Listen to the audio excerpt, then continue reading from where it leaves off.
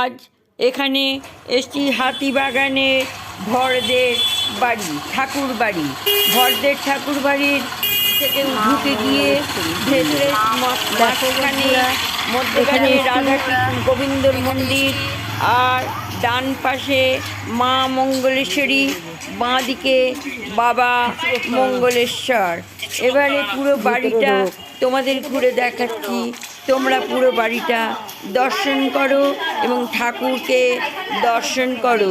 ভীষণ জাগ্রত ঠাকুর এইটা দেখো বন্ধুরা, খুব সুন্দর লাগবে, তোমাদের ভালো লাগবে। দেখো বন্ধুরা, ঠাকুর দেখো।